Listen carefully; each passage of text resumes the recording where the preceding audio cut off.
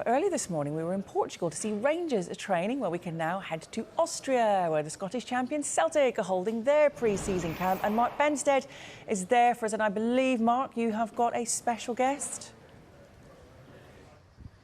Yeah, morning, Hayley. We are about an hour from Vienna. This is where Celtic have based themselves for their pre-season camp. They'll play 3 games while they're here. They've already played 1. They scored 7 goals in that match as well. So a sprightly start by them. They just finished this morning's session, and their manager, Ange Postecoglou, has come across to speak to us. Ange, good to see you again.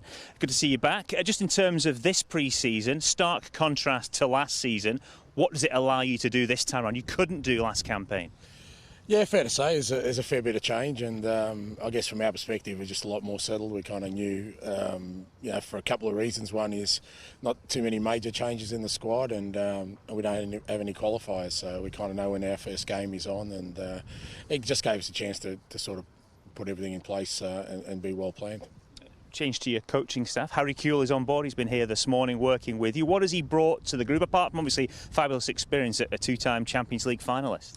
Yeah, and just I guess an energy and enthusiasm. I mean, I'm always very conscious of making sure that every year we kind of bring a freshness to everything we do, particularly with the players. We had a successful season last year, but we kind of know we have to go up a level this year. And I think sometimes if players come in and see no change, I don't think it sends the right message. And Harry's he's sort of had a crack at trying to be a manager, and he wants to carve out a career for himself. And he brings some real, like I said, energy and enthusiasm for us. I think the Celtic supporters are as happy with the transfer business so far as they've been in many a season, and many a summer. The 2 players you managed to retain who were here on loans last season, how pleased are you to have got them in terms of Jota and Cameron Carter-Vickers? Yeah, really pleased. For us, it's not just about retaining them because they had sort of good seasons last year. For me, if they were available this year, I would sign them anyway. They're just players who I know will improve, and we've got the best years ahead of them. And for us, the added bonus is we already know what they're like as people, and they fit really well with the culture of the group we have. And as I said, they're 2 exciting players who have got the best years ahead of them, and super pleased to have them part of this football club. We thought that Christopher Jullien may be leaving the club. He is here, he is part of the group, he has played for you. Has his future changed given that Carl Starfelt is currently injured? No, not really. Everyone's future is the same. Everyone's future is unknown. None of us have any certainty about what we do.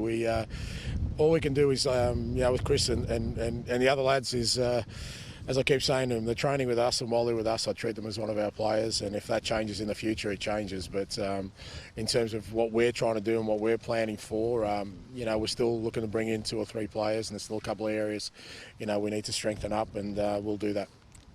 Chris Jullien, has he spoke to you about his desires? Does he want to seek a new challenge? Is he happy here? Or what's the general mood between the 2 of you? Yeah, I think they're questions you need to ask him. I don't speak on behalf of Chris. I'd hate to think that he'd want me to.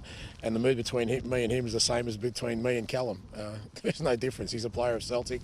I'm the manager, and that doesn't change, as I said, with all the players. We're in a similar situation last year. We had a few players, Ryan Christie, Odson, Christopher Ayer, and I think if you speak to them, I didn't treat them any different to anyone else. Albion Ayeti's in a similar position. He didn't play as much as he would have liked last season. Does he have a chance to kind of force his way into the reckoning again, fresh start this campaign, or is he another who may look to maybe seek a new challenge? Again, that's not stuff I really think about. They're here, they're training, they're getting an opportunity. Sometimes, with the players, they've got to make their own decisions about their futures as well. They know, what they want to do and where they'll get their best opportunities. They're not discussions I have with the players unless they come and seek them with me. Right now, what's really important for us is that we're preparing for another big season, and that's where our focus is. My final question of that nature, you'll be glad to hear.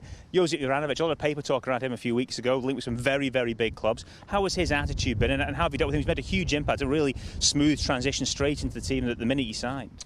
Yeah, no, it's a good final question on that front, and you won't get a different answer. He's part of the furniture here. He's training well. As I said, everyone's future is uncertain. I think the key to it all is whatever happens in the future is really determined by what you do today. And with Josip and with the other boys who, had fantastic seasons last year, the key now is to improve this year. And if they improve this year, all those kind of things take care of themselves. The challenge of retaining the title compared to the challenge of winning the title, how do you see it? the challenge is to improve, irrespective of what happened last year. And you know, if we didn't win the title, we'd be looking to improve this year to try and win it. We won it last year.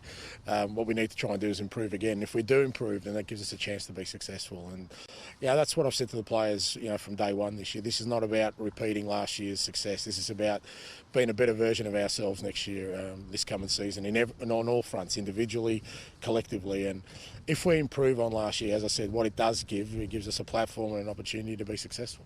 Just finally then, in terms of what you want to improve to give you a chance to have a tilt at the league, and also I guess at the Champions League group stages, what do you work on? What are the real focus areas of the course of this pre-season? Oh, look, I think it's across the board. I mean, and part of it is just, as I said, strengthening the squad. You know, we kind of strengthened during the year last year, and you know, this year we're a lot more settled, which gives us a chance to work on our game and improve on our game model and get the players, you know, better understanding of that. We did a lot of that stuff on the run last year, and that's what we're trying to embed now in this pre-season. But you know, at the same time, you know, I don't think there's a manager who'd come out and say they've had a bad pre-season or their signings aren't good. So we're all kind of sprout the same sort of stuff, and it's only when the season starts that you kind of understand where you're at. And the lesson for us is that last year we didn't have a great pre-season. We were very unsettled. Didn't stop us being successful. So I think the key to that is you just got to seek continuous improvement wherever your starting point is. A very honest assessment of manager speak in pre-season. Ange, appreciate your time here this morning. The best of luck with the rest of the pre-season campaign. The thoughts of the Celtic boss, Ange Postecoglou, in the preparation here in Austria, ahead, of course, of the league starting. The first games against Aberdeen, and of course those Champions League matches as well. Yeah, absolutely. Mark, Ange, thank you very much indeed.